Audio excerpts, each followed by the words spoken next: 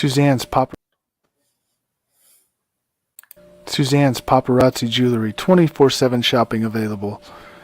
160920 is the code. Show her some love, like she showed us.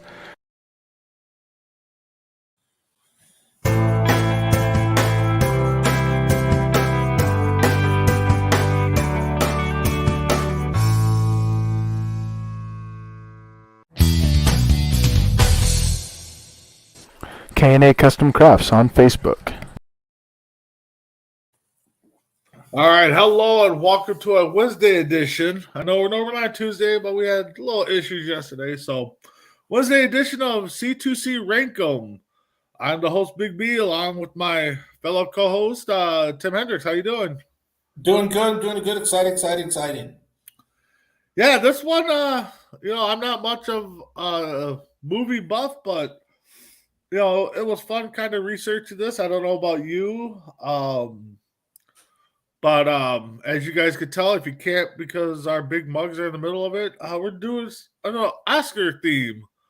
Rank 'em. We got 6-7 categories here. One a funny one, but we'll get to that later. But we're gonna rank our best Oscar movies, stuff like that. So let's start off with supporting actresses first. Our top 5. For me, I kind of went a different route than possibly Tim did. But hey, it is what it is. So, Tim, you're number 5. I went with somebody that I'm a big fan of. I can't remember if I put these in. Hold on, give me a second. No, we're good. My number 5 actually shows up on my best actress list too. Because again, that's how good she is. She won for Kramer versus Kramer back in the 70s. So she's got a little bit of longevity, but when you think of actresses in Hollywood, you think of this one. When you think of Oscars and best actress and best actress in a supporting role, you always think of this actress. And she's an amazing actress. Everything she seems to touch is gold. That's why she has 17 nominations for Best Actress. But for Kramer versus, like I said, for Kramer versus Kramer, I think this was in the 1978 or 79. Yep. And that's Meryl Streep. Okay. Yeah, I think we might have a Tony Gwynn moment here later on in the show. So for me, oh man, possibly the youngest one I have on my list. It might be just the crush in me on her. I don't know. I mean, I think she's a pretty good actress. I don't think I could see her winning an Oscar for Best Actress, but I think she could put up a decent fight. But Anne Hathaway, I think, is somebody I kind of like. Like I said, it might be just kind of a little crush kind of thing. But so, all right, you're number 4. I'll be honest. I saw Anne Hathaway and steered away from it because I got 4 betters. But my number 4 is one of those actresses that, she's a comedian, but she does everything she does. You see her in comedy roles, and you see her in stand-up comedian roles. She did this movie, and it kind of came out of left field because it seems like it's out of pocket for the type of actress that she is. To act alongside the late great Patrick Swayze and Demi Moore, it's kind of tough. And the story was so great, and she plays such a powerful and amazing character in Ghost, and that's Whoopi Goldberg. Oh wow, that would be a good one. Yeah, I like that. I guess I didn't see that one, but no, that's a good one. That's a steal there. For me, this next actress, I thought I wrote down some notes. I guess I might not have saved them when I printed this out. Um, I was trying to see. Paper Moon is the movie I got it wrote down for, but it's Tatum O'Neal. She won it in 2010, I believe it was. No, she won that back in the 70s. Oh, maybe it was. Maybe it was. She had nominations. Maybe that's what I wrote down here. Tatum O'Neal. Yeah, Tatum O'Neal. She was the youngest person ever to win an Oscar. That's what it was. Age 10. That's why I have 10 written down. She won at age 10. That's what it was. That's what it was. Youngest. She's not the youngest to be nominated, but she's the youngest. She was at the time. Yeah, she was at the time. Yeah, right. She's still the youngest to ever win. Yeah, now. Actually, I think she still is the youngest to be nominated, but I'm not gonna look. I think that's what it was. I had 10 written down. I'm like, well, what the heck is that? That's what it was. She was the youngest at 10. That was it. She in Paper Moon. She played such a hell of a character. It's such a strong character. And if nobody's ever seen Paper Moon, watch Paper Moon because Tatum O'Neal makes that movie. And the thing is, you know, at the age of 10, you're winning an award. It's just like, wow. I mean, that definitely you're already going off, so you're already going downhill from there. Yeah. Number three, I think this is the only person that's ever won for a comedic role. I could be wrong. Okay. But to have her, I know she got nominated. I don't know if she won for Best Actress for The Wrestler, but her and My Cousin Vinny, I tell you, I listen. I'm Mona Lisa Vito. Oh, yes. She plays Mona Lisa Vito, and to me, she makes the movie. Not Joe Pesci, not Ed Wen, not Ed Gwynn, not Ralph Macchio, but definitely Marissa Tomei. To me, her knowledge of cars and her attitude and her sass, it just seems like she was built and made for that role. I think she was in her 30s, early, maybe late 20s, because I know she's in her mid 50s now. But she's between My Cousin Vinny and The Wrestler. Again, another movie. If you haven't seen The Wrestler, go watch it because Mickey Rourke and Marissa Tomei put on a masterclass in acting. Was she not in? She was in the Spider-Man movies too. Yeah, am I thinking of a different lady that played in? What the movie was it now? Heart something or Wild at Heart. No. I'll think of it.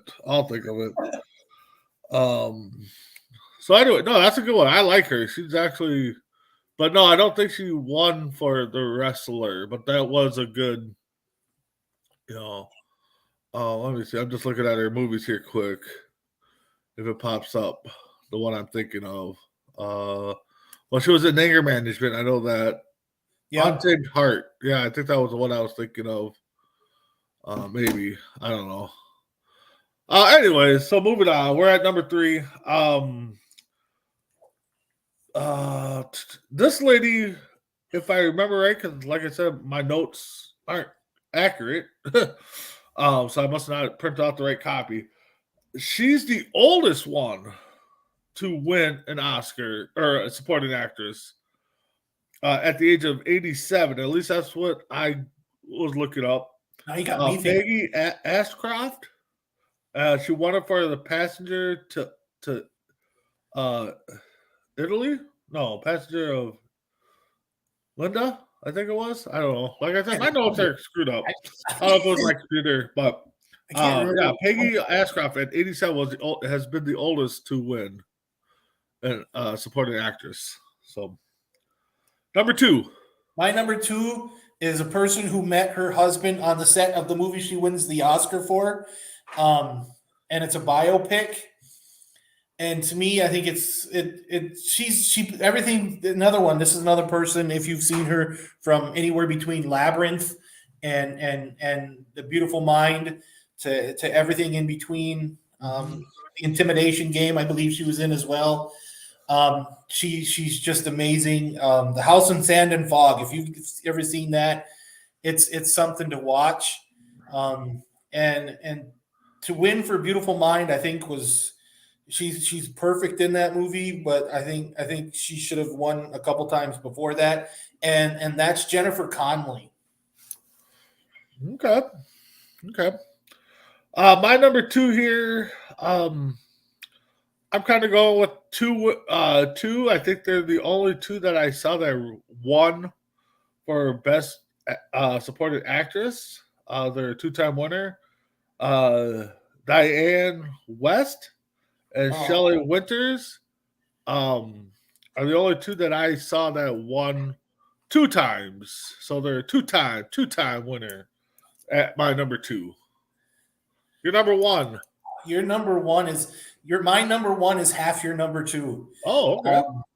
I saw that. I saw Shelley Winters, and I thought Shelley Winters is an amazing actress. But to me, Diane Wiest is an amazing actress. And here's the sad thing is I've never seen the 2 movies that she won the Oscar for, but I've seen her in things like she was in Edward Scissorhands. She was the mother in Edward Scissorhands. Okay. She was in Parenthood with Keanu Reeves and Tom Hulce, another Oscar Award winner. And she's so amazing. You look at her and she seems so unsuspecting, and then you realize she's just when you realize that she's the glue that holds pretty much 99% of her movies together. I know Tim Burton has come out and said that if it weren't for Diane Wiest, he thinks that Edward Scissorhands would have failed. Yeah, I've heard something like that. And to me, she needs to get a support. She needs to get a best actress. She needs to get a best actress in a leading role one of these minutes. But I had to have Diane on here too. I saw Shelley Winters, but I know the body of work that Diane has done, and it's an amazing body of work. Yeah, and my number 1. Even though I did not see that she won anything, I mean, being nominated 6 times, you think one of these days something would fall for her. It's Thelma Ritter, Riiter. She was nominated 6 times back in, I think it was like early 60s, 70s, but you would have figured something would have fell for her. Yeah. You would think so, even if they've given her just a Lifetime Achievement Award at that point. Yeah. So that was our actresses. Let's move to the other counterpart. Let's go supporting actors. You're number 5. This one to me, the first 2 are kind of a little bit of a hit to the heart type of thing. This was the only one that I believe was. The actor was actually nominated posthumously and then won the award posthumously after he had passed away. But again, this is a guy who I think we had on our list for somebody who had his life cut short. Yep. Would have won Meryl Streep like numbers in awards. And to win for The Dark Knight as the Joker, probably arguably one of the 2 best Jokers to ever grace the screen, the silver screen, because I'm a little partial to Cesar Romero from the 60s Batman TV series. Okay. But that's Heath Ledger. Heath Ledger was such an actor that he was one of those actors that was a once in a generation actor that had half his generation. Yeah, it would have been nice to see where his career would have gone. I got Heath Ledger as number 5 too. Pretty much identical what you said. One of the best Jokers. Not in TV, because I think Jack Nicholson played a hell of a Joker in the first one, but Heath Ledger's Joker is by far one of the greatest. And yeah, even him in what's that teen movie? 10 Things I Hate About You. Yep. 10 Things I Hate About. And the funny thing is, that's his American debut. Yeah, exactly. and it's so weird, and it's an Yep. amazing. No, It's definitely what he did in that movie and other things. We just got to see the tip of what he could do, and yeah. so it's sad. So that was my number 5 too. So, all right, number 4. My number 4 is the last one of the pulling the heartstrings. I'm gonna guess, and to believe that he's only won one Oscar and that's in a supporting role is just a kick in the face to the Academy Awards. But to win it for Good Will Hunting, when he could have won for so many other things, because he's one of those people that knows how to blend into the background, but knows how to stand out if he needs to. And he has such a pivotal role in Good Will Hunting that, again, we say masterclass gets used so often when it comes to these type of roles, but Robin Williams in Good Will Hunting, to me, is a masterclass. It's how you should do it. It's and to think that he improvised some lines into that movie and made it even better makes it even a more of a testament of what Robin Williams was.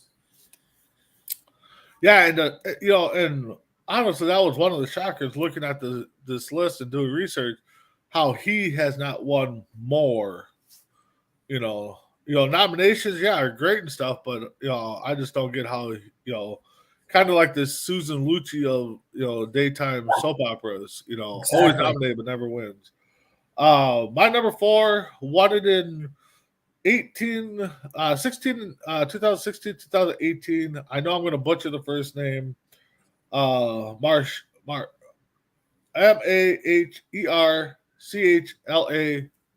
or ALA Ali. Mahershala Ali. Yeah, see, I would have butchered it. I had him as my number 3, and then I changed it. Oh, so yeah, that's my number 4. 2-time winner. I mean, He won for the Green Book, didn't he? What's that? He won for the Green Book, didn't he? I don't know. Yeah, like I said, I must have printed out a wrong copy at the time. So all right, so let's go to number 3. My number 3 is probably one of the greatest unsung actors in cinema. Everybody remembers him. If you watched Oz, he plays Schillinger in Oz. If you remember him, if you watch the Spider-Man movies with both Tobey Maguire and Tom Holland, he's J. Jonah Jameson. He played Commissioner Gordon in the last Batman movie. Not the Batman movie, but the Batman versus Superman movie, the Dawn of Justice, that living hell. But him in Whiplash showed his complete range, absolutely huge range. And the thing is, he's such a strong comedian when you look at him outside of acting, and he's got such a great breadth of and a great breadth of knowledge of acting. But to watch him work in Whiplash, it made me hate him so much. It made me want to go find him in Hollywood and just punch him in the face. And then I realized how much of a pain in the ass that Miles Teller really is. And I'm thinking, forget it. I'm not whooping his ass. And it's J.K. Simmons. Okay. I did see him up there. Oh, that's a good way to announce him, I guess. My number 3, 4-time nominee, and again, one of the guys that if I don't know, a guy that probably iconic films, The Judge, Lonesome Doves, just pulling up some. The Godfather. I mean, The Godfather we'll probably talk about quite in another. But Robert Duvall, I mean, he was nominated 4 times. And again, 4 times, you'd think, 1 out of 3, you get you in. Okay, I'm going to ask this question knowing I'm probably not going to get an answer. What's that? Did he win for Apocalypse Now? No, I don't think he's won at all. I don't think. For supporting actors? Yeah, for Actor? supporting. Because Yeah, he's the one that coins the line, "I love the smell of napalm in the morning in Apocalypse Now." And to me, you're right. Robert Duvall touches everything, and it seems like it's gold. Yeah. Yeah, they're saying let's see here. Let's see. Or did he win He won. He got one for best actor. Tenders. Merchie. That's who. That's the one he won for. Okay. Yeah. All right. We're So doing you're number two. we're doing best supporting actor, right? I'm just curious. Support actor. Yep. Okay, cool. I just want to make sure. Yep. We're on the right track. Okay, cool. My number two. To me, this was the guy that when your first movie in Hollywood wins you a best supporting actor, it's crazy, but he's won two, and he's won two because of Quentin Tarantino, which is really, really, really scary. Because I'm not a Tarantino fan, but he's got some great casts. I'll tell you that. And for a long time, that was the only person that would employ Samuel Jackson. But Christoph Waltz playing Hans Landa in Inglourious Bastards, and then him playing the bounty hunting dentist in Django Unchained. To me, I thought were amazing. He's only been nominated for Best Supporting Actor twice, wins twice. That's good. Absolutely hell of an actor. Yeah, my number two, another iconic actor.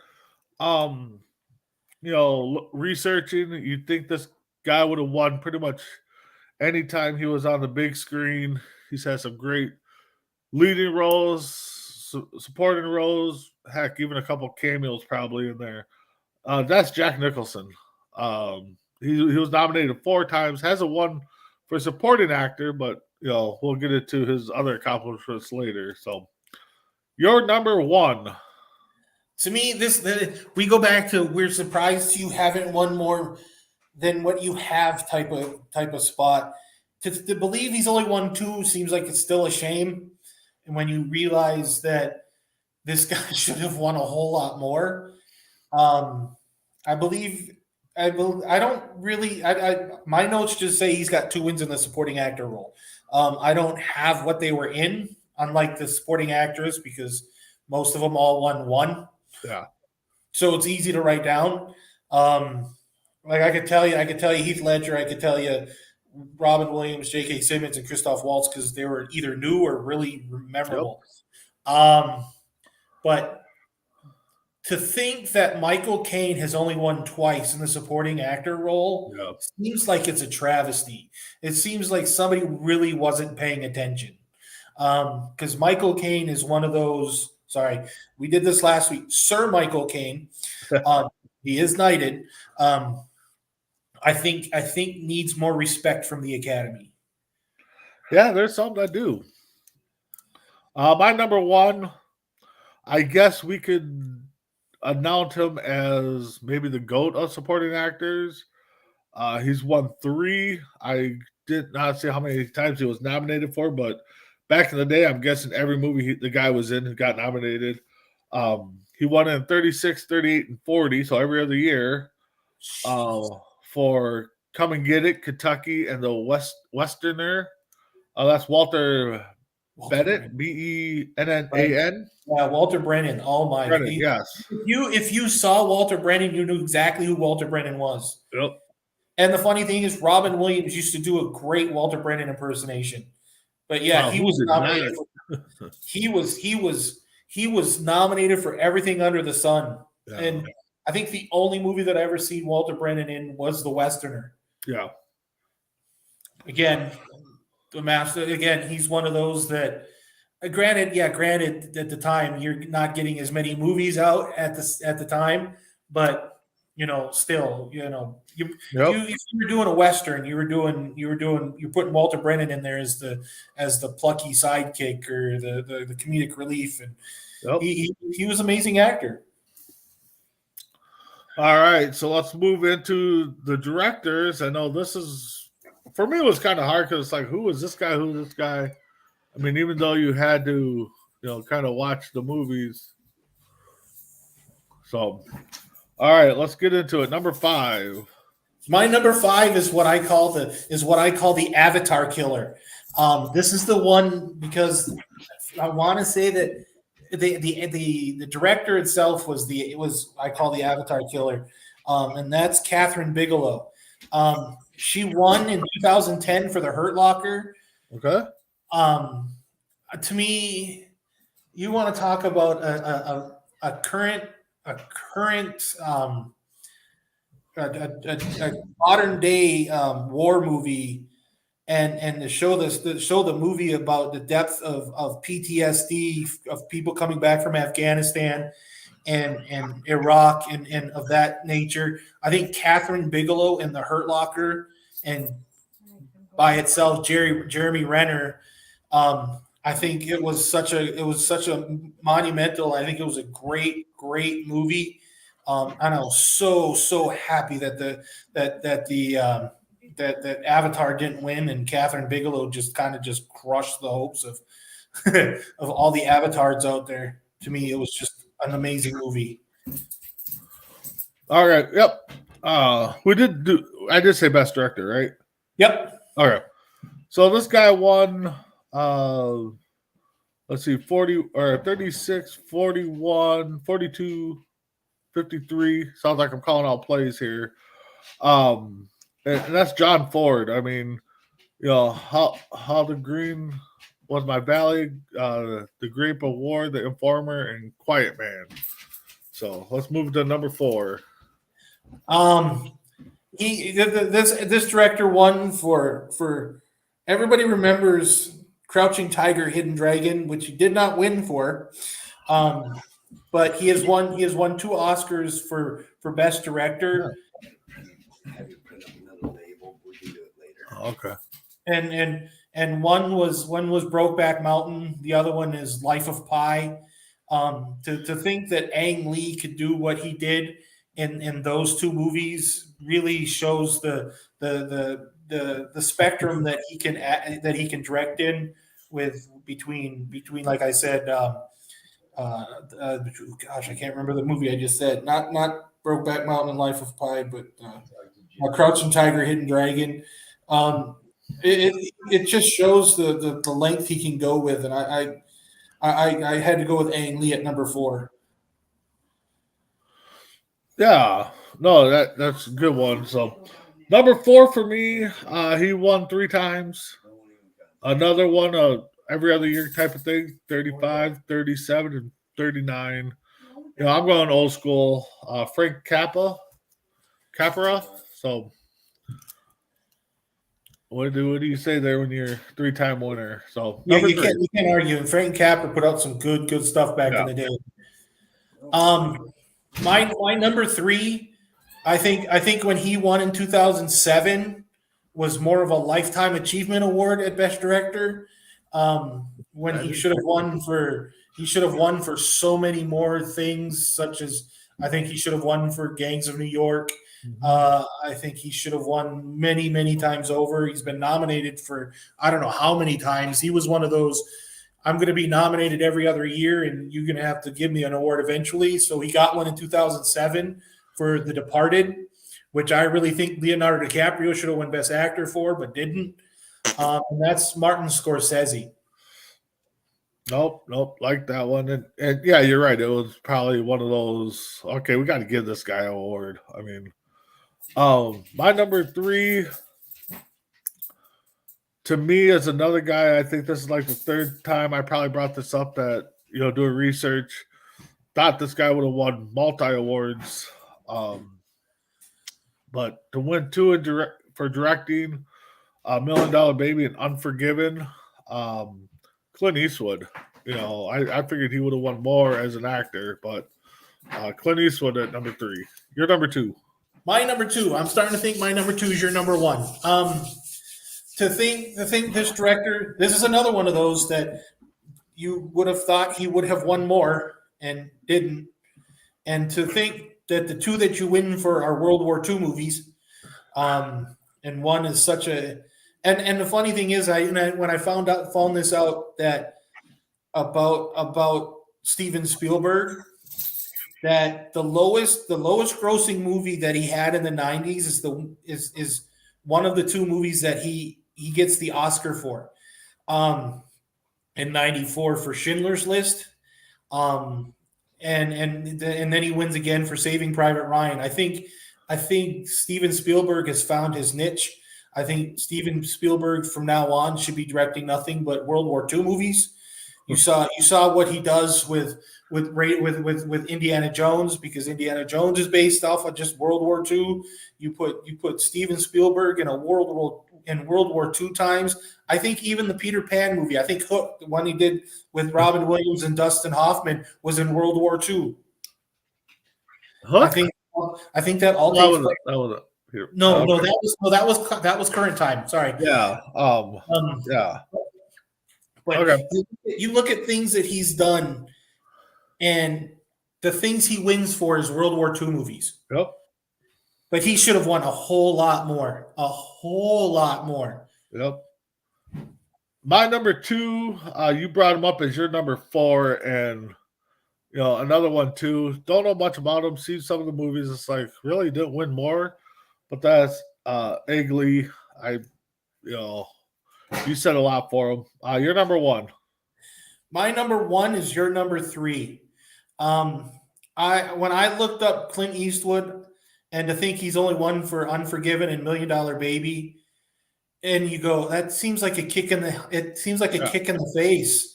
You think that he would have won. He would have won a whole lot more as a director, let alone an actor. But the thing that Clint Eastwood has only got 2 directorial Oscars is a shame. Again, the Academy's not paying attention. Yeah. Well, again, you get how many people voting on it. I mean, not everybody's going to have. Movies and music are kind of the same. You're not going to please everybody, right? Yeah. My number 1, your number 2, Steven Spielberg. Another one. Just can't believe how many awards that he does not have.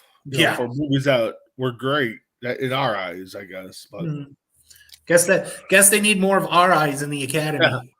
Yeah, exactly. But again, it's like music. Music wins. It's just like, really, that song won, not this song. I mean, yeah, exactly. All right, so let's keep moving on. Best Actress. So it'll be interesting to see where this one goes. I think our Best Actors might kind of be the same, but Best Actress, number 5. Actress. I think this whole list is going to be, well, except for maybe my number 4 and my number 2. But it's strange that this actress by herself has. It's. I think the running theme is that it should have been Oscars. People who should have won more. Yeah. But to believe that Jodie Foster has only been nominated for Best Actress twice and has only won twice. She won for Silence of the Lambs. You're opposite of Anthony Hopkins. I guess what you should be winning. And I don't know the other one she won for. I think she may have won for Nell. Don't look it up. Don't at me. I don't know. But I know she won for Silence of the Lambs. Come on, that was pure enjoyment. To think that Jodie Foster has been nominated twice should be a slap in the face.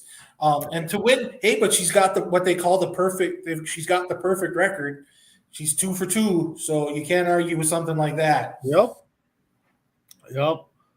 For me, a lady that, as I wrote down, won it 4 times, and I think it's impressive because she won in 34, 68, 69, and then won again in 82. So a little jump there, and that's Katie Hepburn. It's just impressive to turn around. You win your first one in 31, then turn around and win another one. I think 50 some years later. I mean, she won for Breakfast at Tiffany's. Yeah, and a Roman Holiday. I can't remember. Yeah, something like that. Yeah, She's my number 2. Just so you know, Katharine Hepburn's my number 2. Oh, okay. So we're stealing some thunder already. Yeah. All right, you're number 4. When Kim Carnes makes a song about you, it's because you've got Betty Davis eyes, and to be nominated 10 times, nominated. This is where the Academy Awards can't figure it out. And the problem is, and the funny thing is, Betty Davis was nominated 10 times. Guarantee it. Some of those 10 times was against Katharine Hepburn, who was nominated 12. Yep. So we're in the wash here. But to only win twice in 10 times, Yep. and we're talking about Betty Davis, there's a reason a lot of actresses got into acting back in the 80s and the 70s. It's because of Betty Davis. It's because she was the tour de force when it came to acting in the 40s, the 50s, and the 60s. Yep. No, you're exactly right there. And my number 4, another 2-time winner, 72, 79, and probably could have won more. I know the name. I'm not going to say I know her library in and out, but Jane Fonda, I think, is another one that, could have won, maybe, 2, 3 more in some movies. Number 3. My number 3 is like Jodie Foster, who's got the perfect nominations. Won 3, been nominated 3 times, won 3 times. She was in, to me, I think the best role I've ever seen this woman in. And I think she won a couple years back for, I want to say, oh man, I'm going to slaughter the name. I can't remember it now. It was a Billboard movie, and it was where her son is killed and the police don't do anything. I think it's I can't remember. I'm not gonna. The Billboards in Sioux Falls or something like that.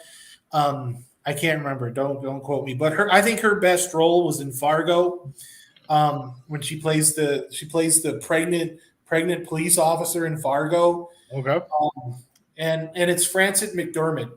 To me, I think she just lives her roles. It reminds me of that. It reminds me of that saying in Tropic Thunder about Robert Downey Jr.'s character going, he doesn't break character until he does the CD commentary. Yeah, that reminds me a lot of Frances McDormand. And I gotta say, I'm already shocked that we got 2 for sure. Because I got her at number 3 too. Like you said, to go perfect 3 for 3. And, she probably could have won more in a couple other movies, but definitely Frances is number 3 for me. Number 2. My number 2, we've already touched on. She nominated 12 times, win 4 times. I can't even tell you what she won for in 1980, whatever. Yeah. But she was one of those. It seemed like in the 60s, you put her alongside Gary Cooper, Clark Gable, Gregory Peck. You put her alongside any one of those, and she made them look like superstars. And yeah, like we said earlier, it's definitely Katharine Hepburn. Yep. I was just going to check here. 87, she won, or 82. Let's see if I can find it quick here. That would have been for the eyes of Amaryllis, Marayyllis. No I guess would have been. I never saw it. Yeah, but that's what she won it for. Let me see. Yeah. Okay.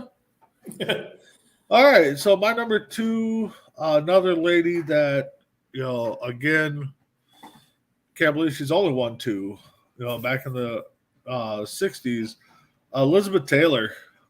Yeah, I saw that and I was shocked by that too. Yeah. I mean, like we stated with some of the other ones, back in the day, 30s, 40s, 50s, 60s, you're doing one role maybe every couple of years. Now they're doing 2 roles a year, it seems like. 2 roles a year, yeah. Yeah. Yeah, so it's definitely weird. But yeah, you're number 1. I'm interested at your number one at this point because I Okay. think, like you said, you think you pulled a Tony Gwynn, which makes me really scared considering this person was nominated 17 times. Yeah, she's not on my list. I will admit that I did overlook it. But the thing, she's only this is a broken record. This is called the broken record episode. Yeah. How you've only won twice.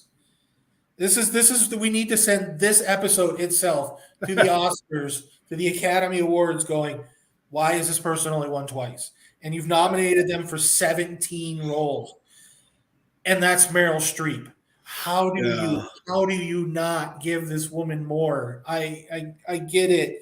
I get it. I honestly I think she's taken herself out of nominations so other people can win. I think that's the rumor. She took herself out of nomination so everybody else could get nominated. I think truthfully I think she did that. She says I think I've been nominated enough. I think it's somebody else's turn. Yeah. I could be wrong, but I think that's what I've heard. And the thing is, yeah, I know her name, and I've probably seen tons of her movies. I don't know if it's just me. Maybe I'm just not a big fan. Maybe I don't get it. I don't know.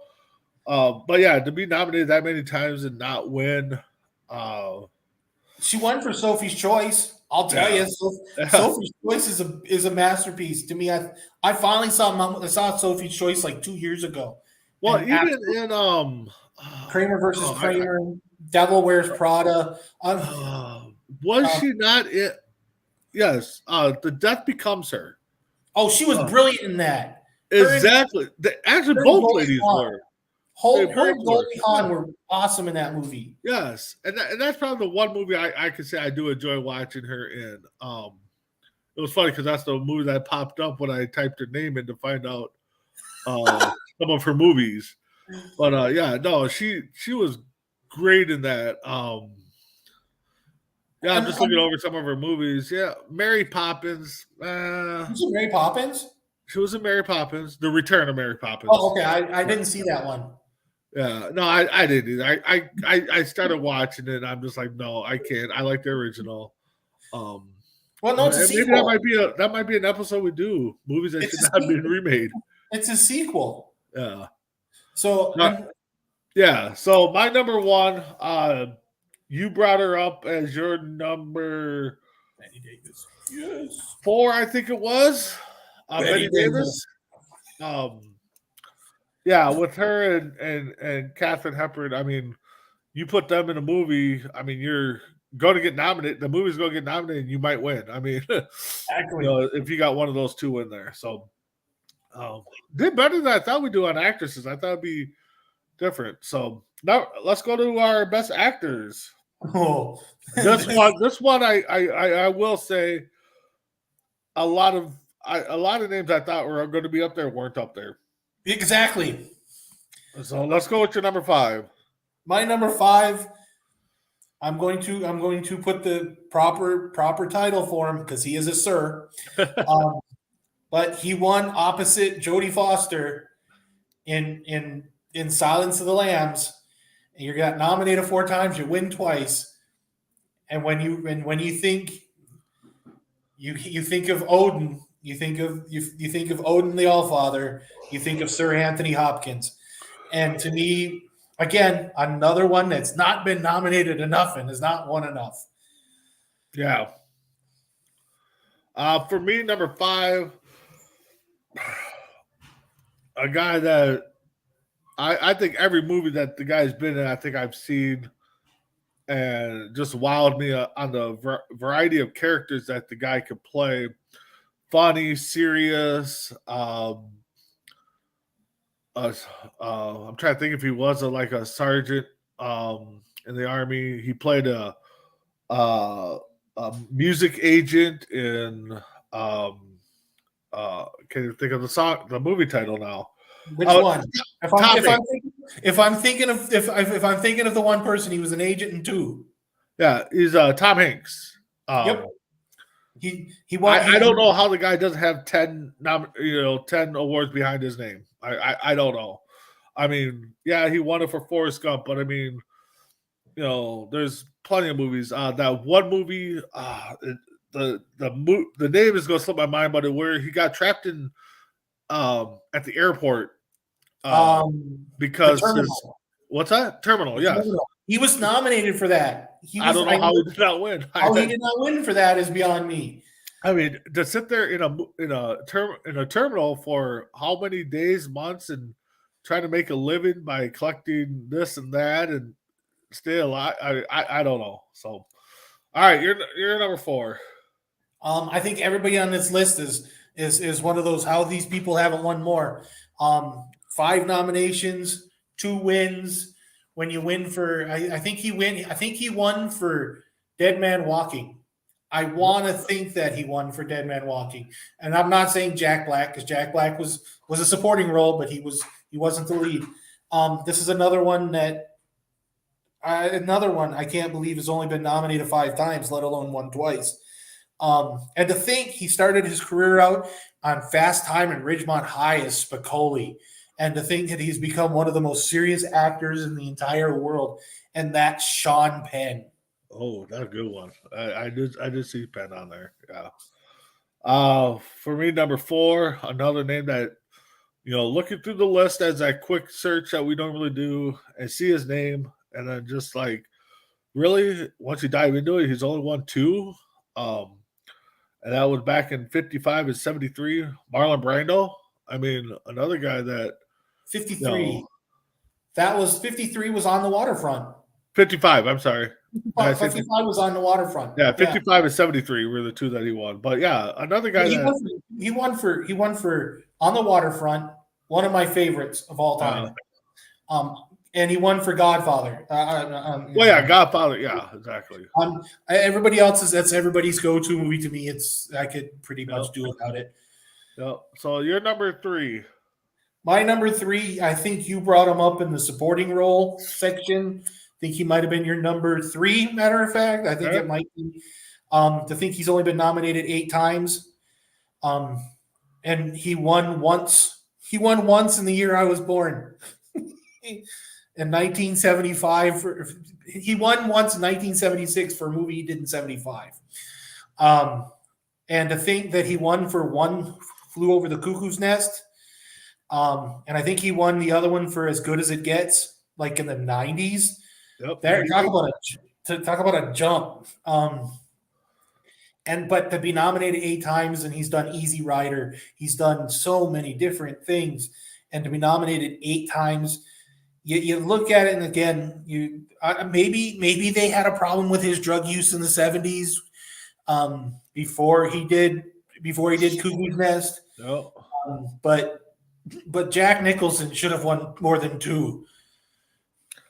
I totally agree. That's my number 3 too. And the main reason why I put him on there was the fact that, one, he's a great actor, but yeah, the time frame, 76 to 98. I mean, we talk about Hepburn, 74, 1-2 in the 60s, and then again in 80s. I mean, Nicholson should have, we should be talking about how he's won 3-4 in a row.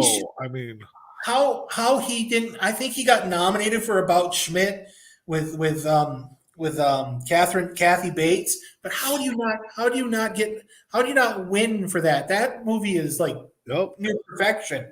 Yep. Yeah, I don't know. I mean, it'd be nice to listen to some of these people when they pick their movies to find out what they do and stuff. Yeah, it's like the MVP voting. Let's unseal that envelope and see who you pick for, you moron. Yeah. All right. So number 2. Number 2, I think, is your number 4. Okay. I believe it's Tom Hanks. I believe your number 4 is Tom 5. Hanks. Number 5 is Tom Hanks.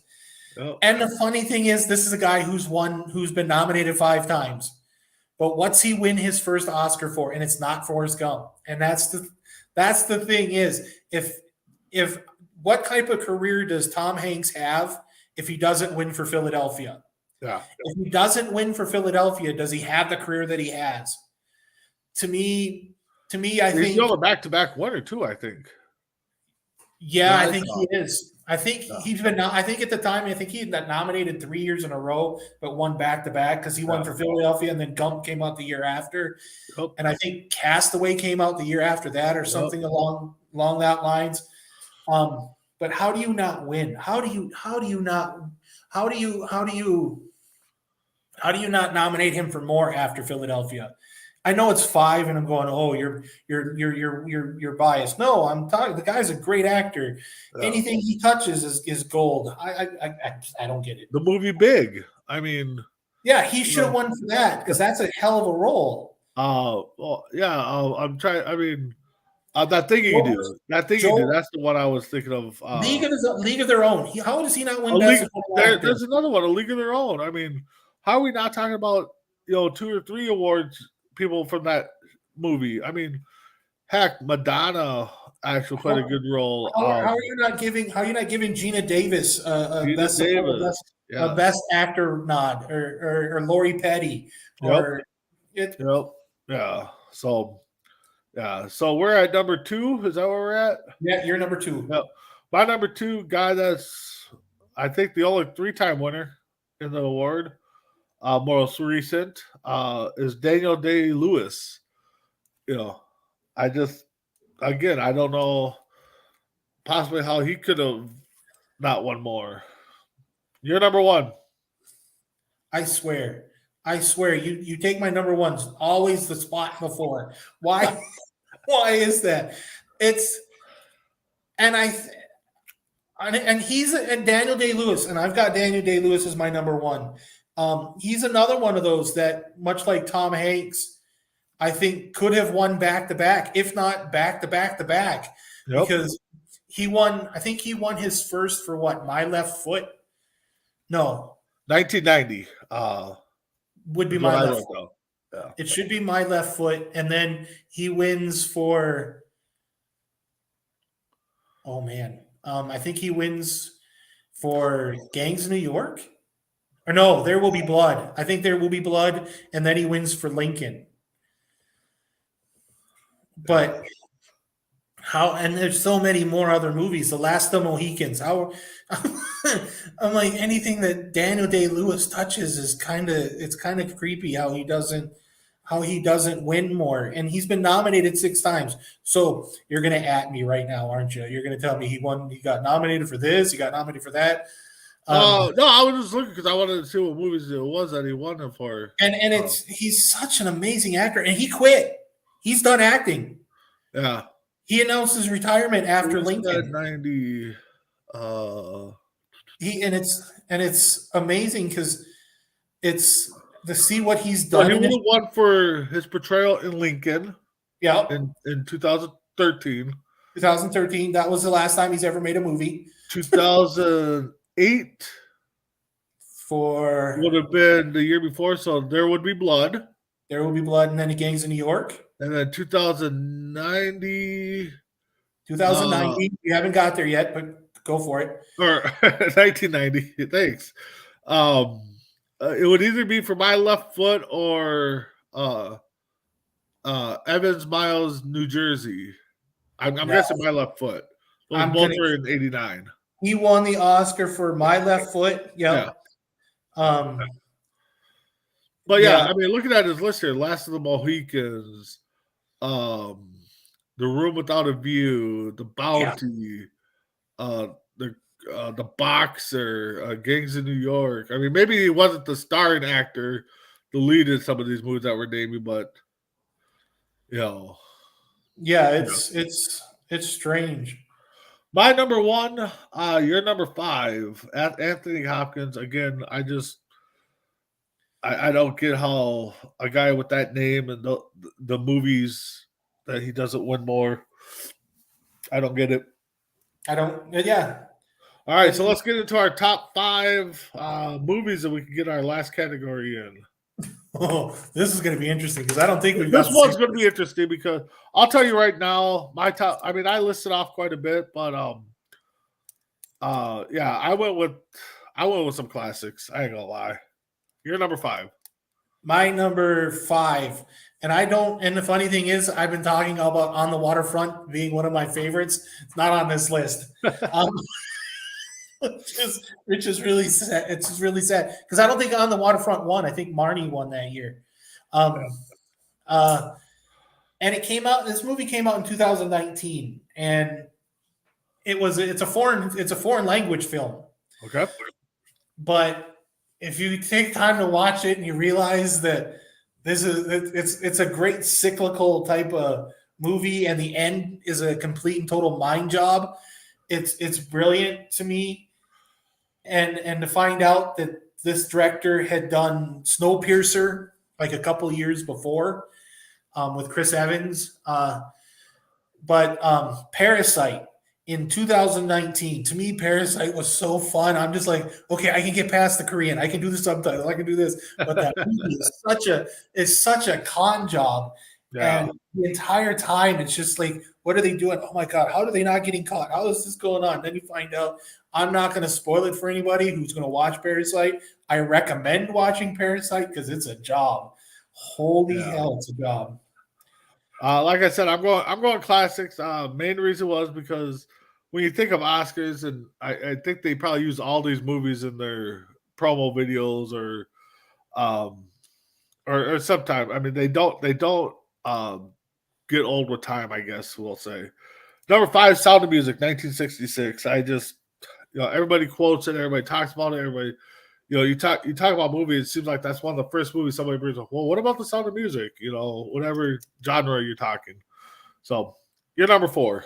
My number 4, I actually brought up the director, and granted the director got his Oscar for probably being a Lifetime Achievement Award, but when you see the movie, and I think Nicholson got an Oscar nomination in this movie, because Nicholson playing Nicholson, but this was an all-star cast. This cast was mind-blowing. And to think you have to have, there's only one of 2 directors that can handle a cast this size, Scorsese and Spielberg. Yep. And to think it's DiCaprio, Damon, Affleck, Alec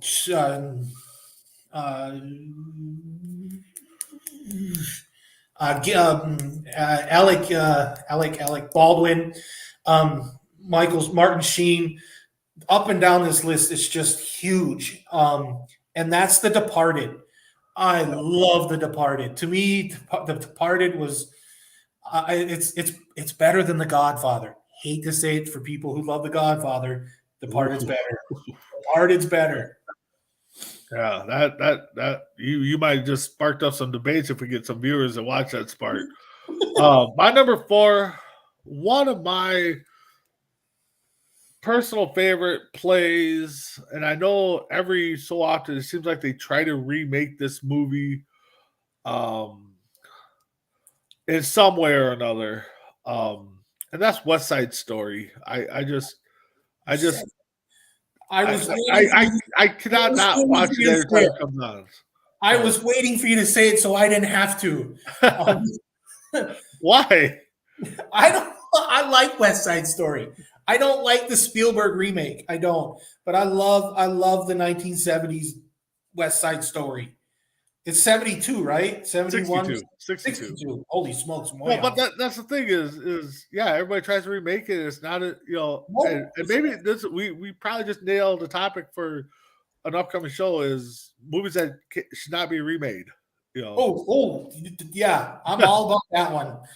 So, all right, number 3. My number 3 is to me is the greatest underdog story in the entire world. And this man who wrote the movie wasn't getting any jobs, so he wrote a movie for himself. And I love it because the fact is it came out after. It came out after I was born. And the funny thing is the studio didn't want to cast the writer who was trying to write the movie for himself, and they didn't want to cast him as the lead. Yeah. And to me, when you find out that Sylvester Stallone wrote Rocky for himself, and then the studio wanted to cast somebody else to play Rocky, I'm sorry, but I love Rocky. To me, I know everybody's going to say Rocky 4 is the epitome of all Rocky movies with Drago and I get that. And believe me, to me, if Rocky 4 had won the Academy Award, it's not Rocky wouldn't be on this list. Rocky 4 would have been. But yeah, Rocky, to me, I love Rocky. I got Rocky as number 3 too.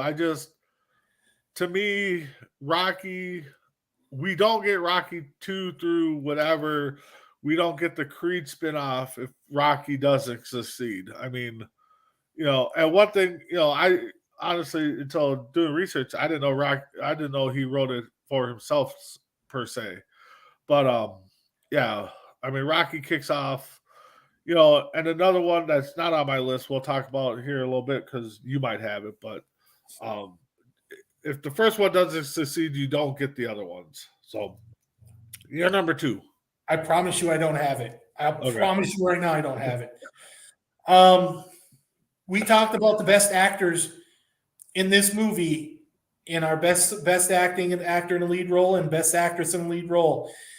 I did, at least, with Jodie Foster and Anthony Hopkins. And to see a horror film, when a suspense thrilling horror film like Silence of the Lambs, when the Oscar for the best picture, to me, it had to be on this list. I love this movie. This movie scared me. Even it still scares me. Just the creepiness of Hopkins in the movie.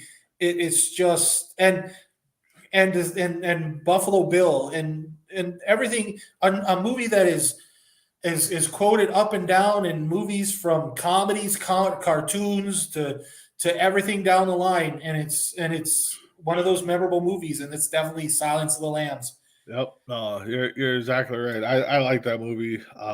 Didn't make my list. Number 2 for me, I think has one of the probably most iconic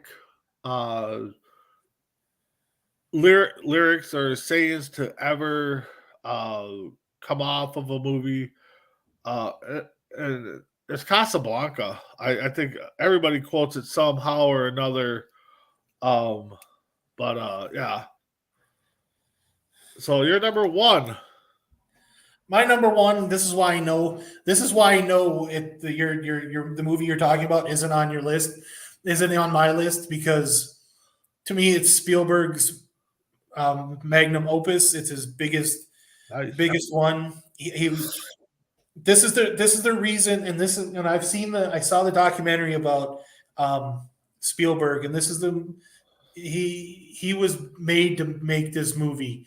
And he said that he watched Lawrence of Arabia when he was a kid, wanted to become a director, wanted to get into the movies because of Lawrence of Arabia. And he feels like he did Schindler's List to be for this reason. And to me, I love Schindler's List because of what it was. It's a perseverance movie. To me, it's an amazing movie. Yeah, no, the movie I was referring to, it's not on my list either. It's on the outside. What's The Godfather? Godfather, if Godfather wasn't 1 to succeed, you don't get 2 or 3. So right. But for me, I gotta give it to the first Academy Award Oscar winner back in the 1940s, because it's another movie a lot of people refer to, especially if you're taking movie classes or you want to become a writer or director.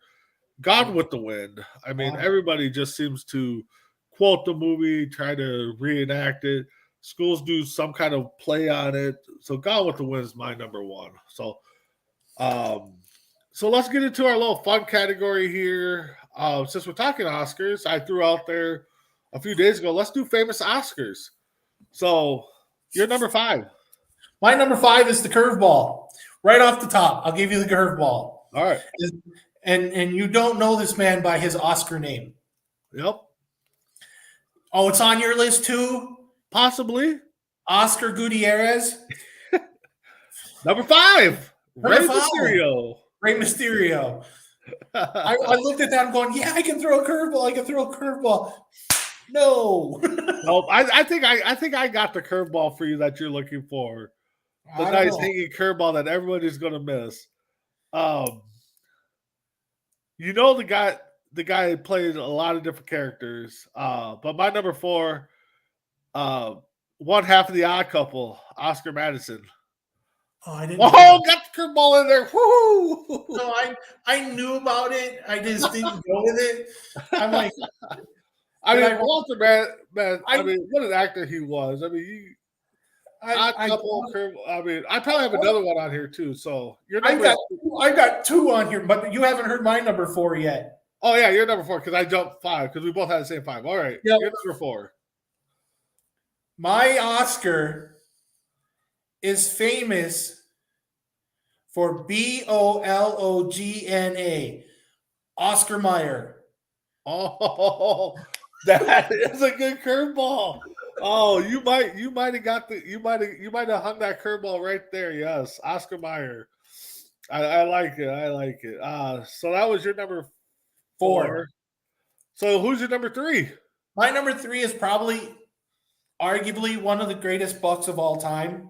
Also played for I want to say the Kansas. I don't want to screw it up. He played for the Cincinnati Bearcats in college. Yep. Helped Lou Alcindor win an NBA championship for my Milwaukee Bucks. One of the greatest basketball players of all times. I said one of the greatest, so I get away from the asterisk.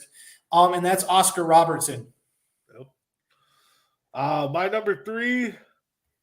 Yeah, that's where we're at. Number 3. Probably the most famous Oscar to live in a garbage can. Oh man, Oscar the Grouch. We grew up watching him. I mean, you know, you're number 2. Oh man, I hate you. I really do. Oh, that would be a curveball to the Oscar Mayer winner one. I don't know. I don't know. No, you'll understand why. My number 2 is probably one of the greatest boxers of all time. He won. I think he won. Did he win a gold medal for the United States? I can't remember. I don't know. I'm not gonna look it up. Has his own boxing promotion in Golden Boy Boxing. One of the greatest. Why hasn't not been a movie made of this guy? I don't know why. I still, the Golden Boy would have been awesome. Yeah. How do you not make Oscar De La Hoya why do you not make Golden Boy the Oscar De La Hoya story? Nope. And Oscar De La Hoya. That's my number 2, Oscar De La Hoya. Possibly one of the greatest fighters I've seen. I mean, Tyson's up there, of course, Merriweather, blah, blah, blah. But you're number 1. This is the reason why your curveball isn't that high. It wasn't that big because your number 3 is my number 1. Oh, you did have him. All right. I did have Oscar the Grouch. When I saw Oscar the Grouch, I'm going, that's number 1. That's so number 1. I can get away from everything else. I tell you what though, if I would have thought of the Oscar Mayer Wienermobile, the one I would put that number 1. I didn't even dawn on me. So that honestly, that's a great curveball on your side. But my number 1 is your number 3. I mean, Oscar Robertson. What can you say about him in basketball? One of the top 50th, probably top 20, depending on who you talk to, greatest basketball players. So, all right. So we went a little overtime, a little extra Oscars. No, we did not talk about Will Smith, infamous slap last year. But anyways, so Tim, any final thoughts? Academy Awards, we're looking at you. How? That's it. I think the question is just how. Other than that, you can see Brandon and me again on Saturday for on deck. I've been on the show once and I can't remember the name. Hopefully we're going to be doing something for morning tailgate for. Yeah, well, we're talks probably not this week, maybe next week. With all the big free agent signings, we definitely will be having morning tailgate the week before the draft and the Sunday after the draft. So definitely check that out. Are we going to be doing like we did last year, where we do a draft day thing on Thursday? Possibly. That's Chris's thing. So Crispy Bacon. That's Chris's thing. Oh, we don't. Yeah, that'll be where people pop in and do a draft analysis or draft after each pick. That's great because I could be on early with the Colts having the number 4. Yeah, we'll definitely have to get your thoughts on that.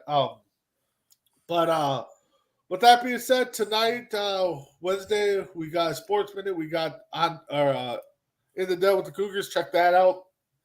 Their season starting here in a month, April 22nd. We definitely want to get that out. And, J-Mac has told me they got some big production plans. They're going to make this thing, unbelievable. Saturday, morning tailgate, noon central. Myself, Tim, Crispy Bacon. On deck. On deck. Is that what I said? Okay. You On said deck what? Saturday, noon central. Morning tailgate, possibly next week. But definitely it's penciled in, penned in. The week of the draft, we'll do a Sunday show, and then we'll do a recap following that NFL draft. So with that being said, keep checking us out. Tim's getting around there. So see you all next Tuesday or Wednesday. We'll throw it out there. We do both days. So see you next time on C2C Rankem.